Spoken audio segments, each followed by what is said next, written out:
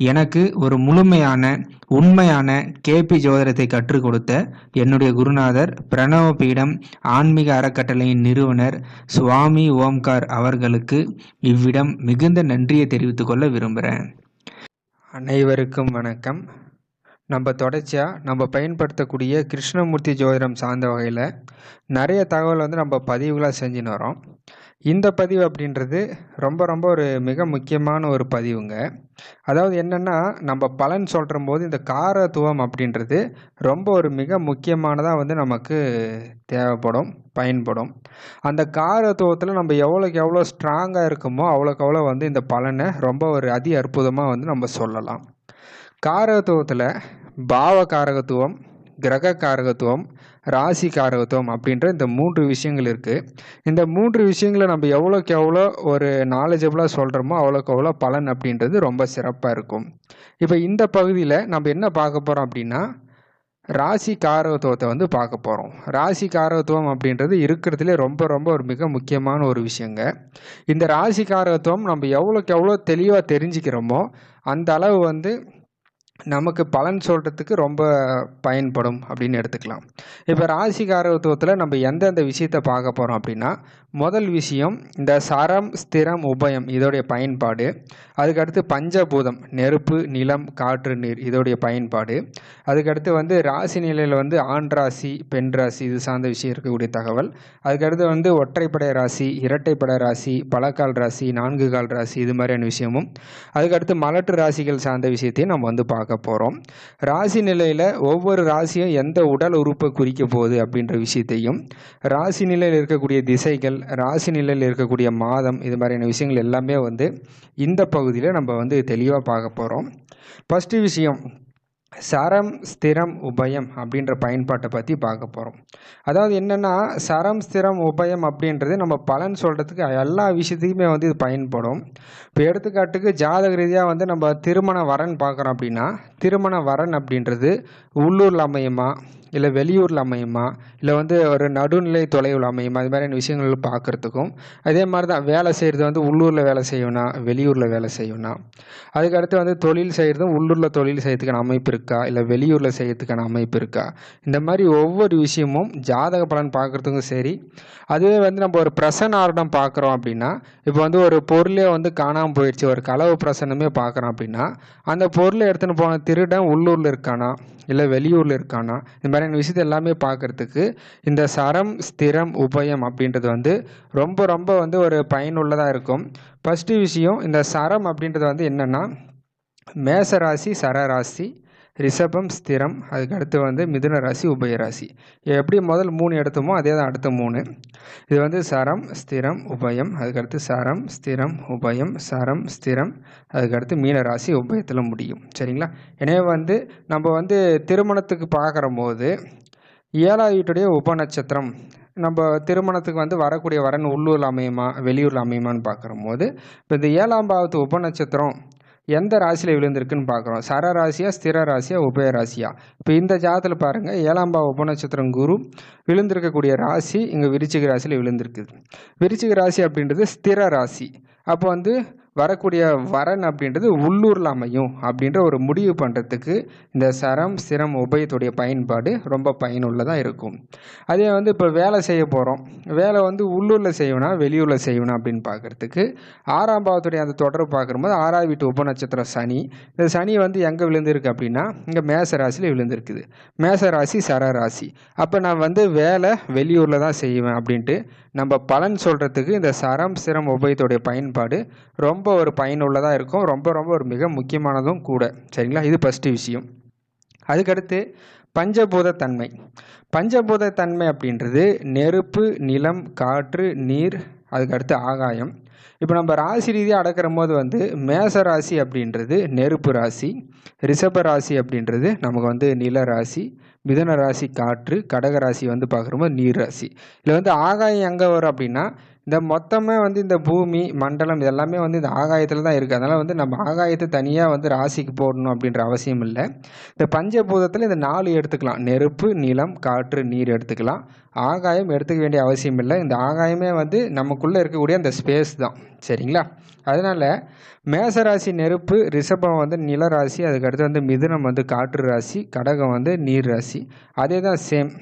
நெருப்பு, நிலம், காற்று, நீர், நெருப்பு, நிலம், காற்று, நீர், இந்த ஆப்ஷன் எடுத்துக்கிறோம். சரிங்களா?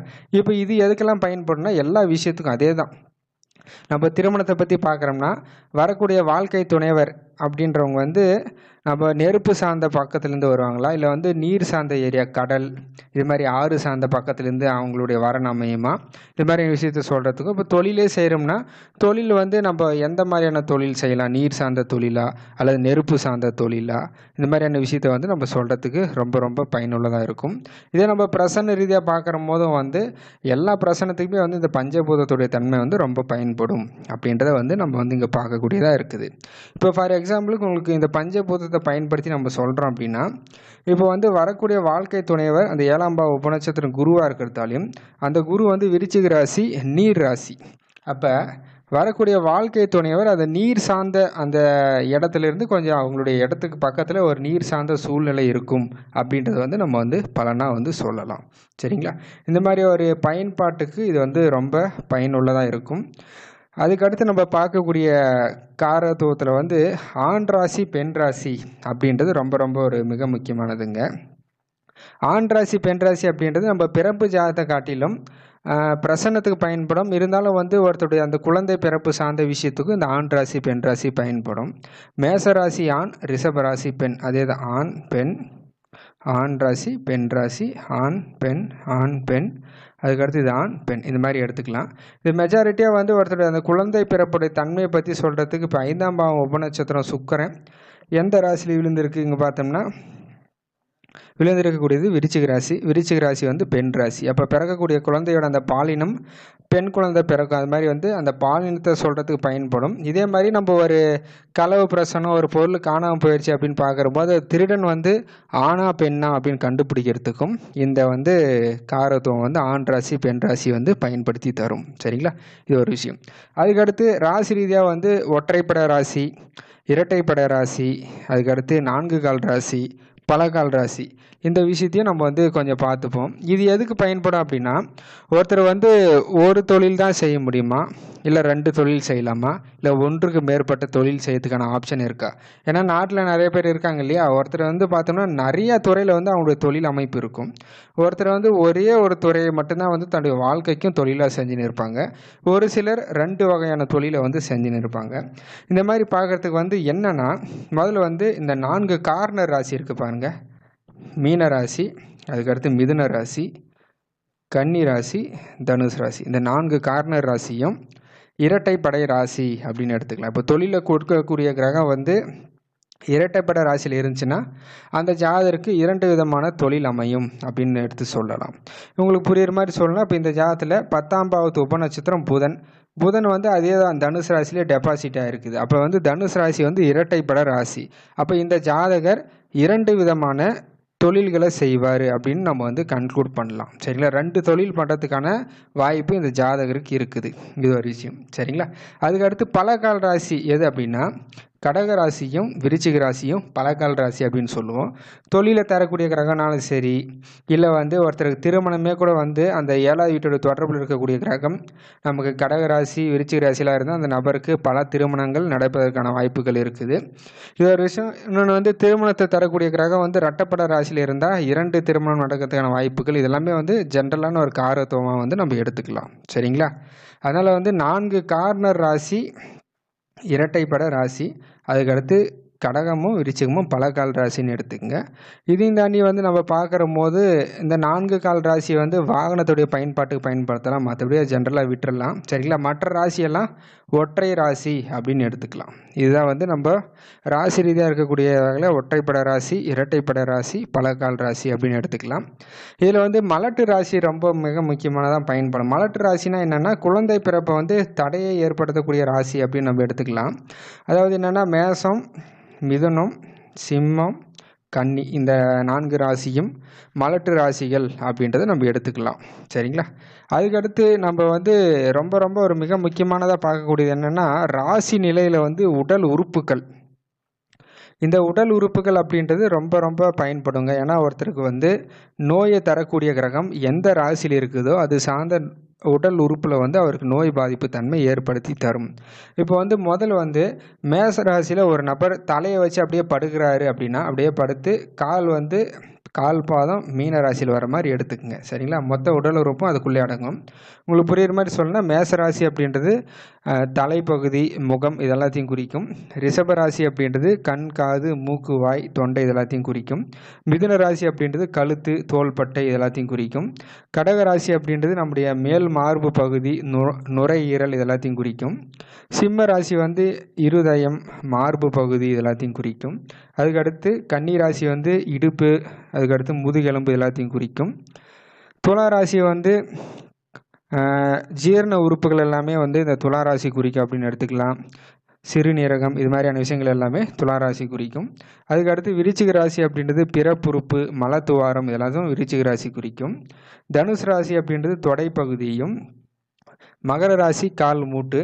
அதுக்கடுத்து வந்து கும்பராசி கணுக்காலை குறிக்கும். மீனராசி வந்து கால் பாதத்தை குறிக்கும். சரிங்களா?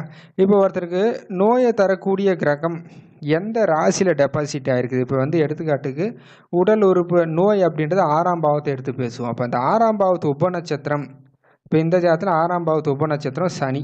சரிங்களா? அப்போ இந்த சனி நோயை தரக்கூடிய கிரகம் சனி நமக்கு வந்து மேச ராசியில் டெபாசிட் ஆகிருக்குது. அப்போ வந்து தலைப்பகுதியில் முகம் சார்ந்த விஷயத்தில் வந்து இவருக்கு வந்து நோய் பாதிப்பு ஏற்படுத்தி தரும். இந்த மாதிரி வந்து ஒருத்தருக்கு உடலில் எந்த பகுதியில் நோய் பாதிப்பு தன்மை ஏற்படுத்தி தரும் அப்படின்னு பார்க்குறதுக்கு ரொம்ப ரொம்ப இந்த ராசி நிலையில் இருக்கக்கூடிய உடல் உறுப்புகள் வந்து பயன்படும். இதையும் தாண்டி வந்து உடலில் வந்து ஒருத்தருக்கு எங்கன்னா மச்சம் இருக்குதுன்னா கண்டுபிடிக்கிறதுக்கும், உடலில் இருக்கக்கூடிய அறிகுறிகள் இது மாதிரியான விஷயத்தை எல்லாத்துக்குமே வந்து இந்த ராசி நிலையில் இருக்கக்கூடிய உடல் உறுப்புகள் அப்படின்றது கரெக்டாக வந்து நமக்கு சொல்லிடும். சரிங்களா?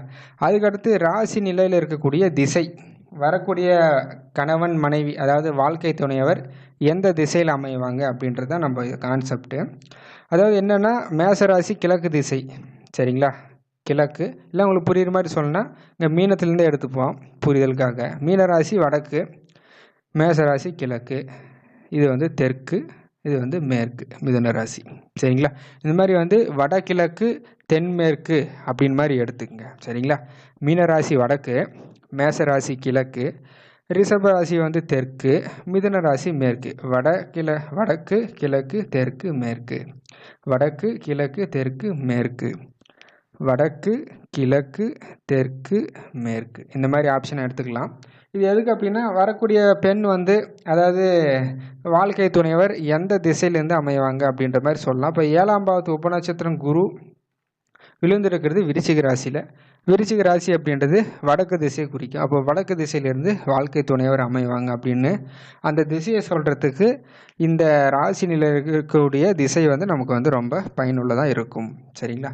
அதுக்கடுத்து ரொம்ப ரொம்ப ஒரு மிக முக்கியமானது ராசி நிலையில் இருக்கக்கூடிய மாதங்கள் அப்படின்றது தமிழ் மாதம் தான். சரிங்களா? மேச ராசின்றது சித்திரை மாதத்தை குறிக்கும். சித்திரை, வைகாசி, ஆனி, ஆடி, ஆவணி, புரட்டாசி, ஐப்பசி, கார்த்திகை, மார்கழி, தை, மாசி, பங்குனி. சரிங்களா? ஒருத்தருக்கு வந்து அந்த இருக்கக்கூடிய எந்த மாதத்தில் திருமணம் நடக்கும் அப்படின்னு நமக்கு டிஃபைன் பண்ணுறதுக்கு, அந்த சம்பவ காலத்தை நிர்ணயம் செய்கிறதுக்கு இந்த ராசி நிலையில் இருக்கக்கூடிய மாதங்கள் ரொம்ப ரொம்ப பயனுள்ளதாக இருக்கும் அப்படின்றத பார்க்கலாம். சரிங்களா? எனவே இந்த பகுதியில் நம்ம ராசி காரகத்துவத்தை வந்து பார்த்தோம். இந்த ராசி காரகத்துவம் அப்படின்றது எந்த ஜோதிட முறையை பயன்படுத்தினாலும் சரி, வேத கால ஜோதிடம், பாரம்பரிய ஜோதிடம், நாடி ஜோதிடம், கிருஷ்ணமூர்த்தி ஜோதிடம், நீங்கள் எந்த முறையை பயன்படுத்தினாலும் இந்த ராசி காரத்துவம் அப்படின்றது சேம் ஒன்று தான். இதில் வந்து நம்ம எவ்வளோக்கு எவ்வளோ காரத்துவத்தை வந்து நம்ம ரொம்ப நாலேஜாக வந்து டெவலப் பண்ணி இருக்குமோ அவ்வளோக்கு அவ்வளோ வந்து பலனை வந்து ரொம்ப சூப்பராக வந்து சொல்லலாம். நன்றி, வணக்கம்.